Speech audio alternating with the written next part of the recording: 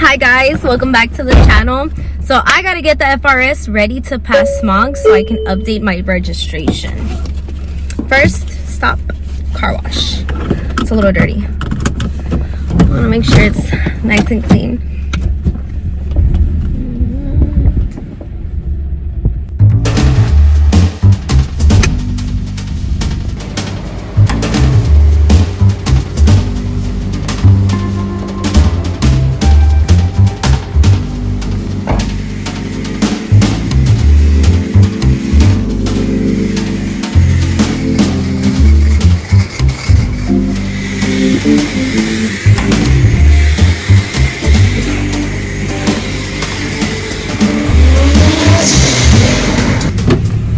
I'll give it like 10 minutes and the car will dry on its own, especially after that spot-free rinse.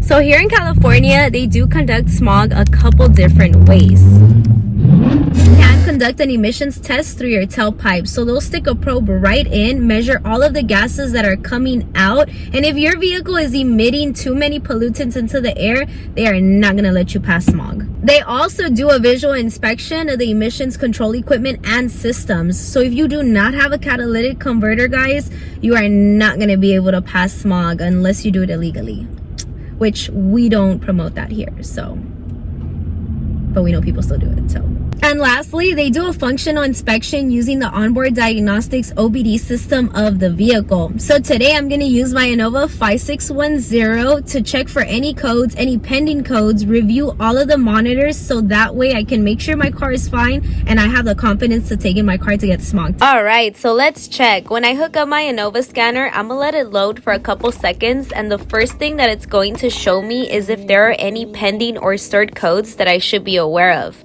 If there is a code, then it's something I should fix before bringing in my car to get certified, or that will be a reason for the FRS to get denied. There are no codes or no pending codes, so that part of the inspection will pass.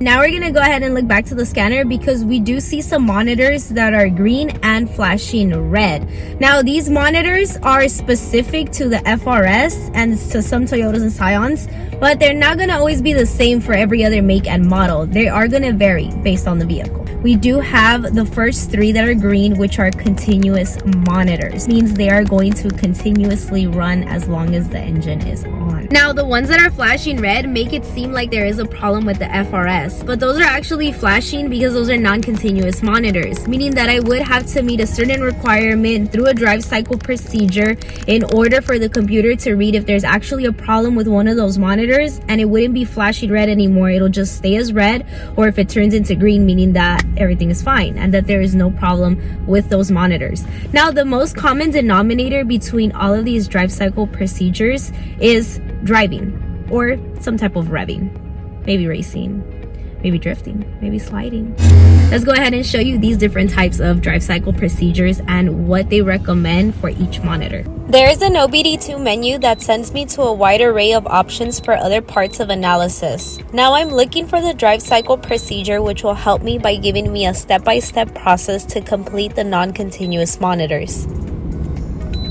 Each of these are tailored to that specific monitor, and for the most part they can all be ran together since most of them require for the car to be driving or sitting for a long period of time without being driven. For example, we have the oxygen sensor monitor. The first ones are pre-requirements before running the actual test. If you're not too sure what cold soak means, it refers to having a car sit without the engine being used for at least 8 hours.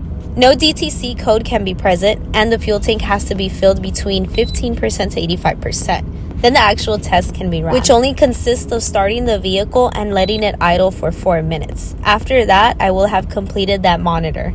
If it turns green, then I have nothing to worry about. But if it turns red, then that means I have a pending issue that I have to fix. For the oxygen sensor heater monitor, it's the same exact pre-requirements as the test as the O2 sensor procedure. The procedure for the catalytic converter is a long one. 1 pre-requirement and 11 steps for the test. For the EGR system monitor, it has 3 pre-requirements and 10 steps and 5 sub-steps for the test, which by far is the longest. So we're actually gonna just drive the FRS around and then we're gonna check back with the scanner to see what has shown up and if any of them continue to flash red or if they have all turned green.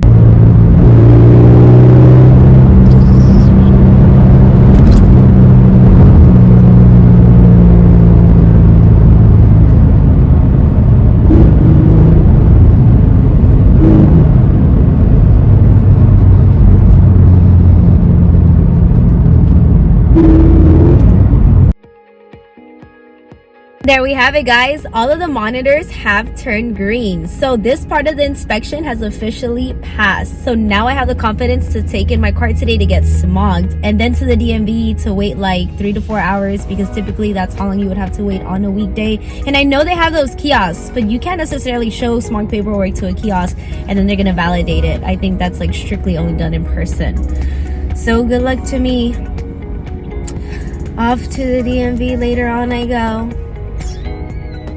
But yes, guys, so featuring the Innova scanner that I used to check all of the drive cycle procedures that I'm able to complete with the FRS, this scanner, I'm going to leave the link down below.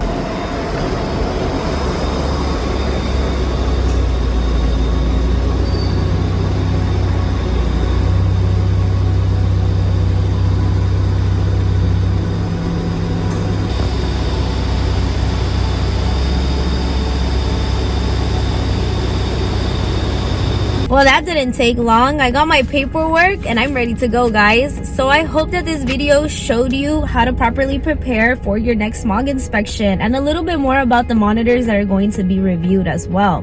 I will be leaving the link for the 5610 down below in the description. If you guys have any questions, comments, or concerns regarding the different applications of this device or anything else in general about smog readiness, please let me know. I am located in California, dead smack in the middle of Los Angeles. So let me know, guys, and thank you guys so much for watching. Stay tuned for more and take care. Bye.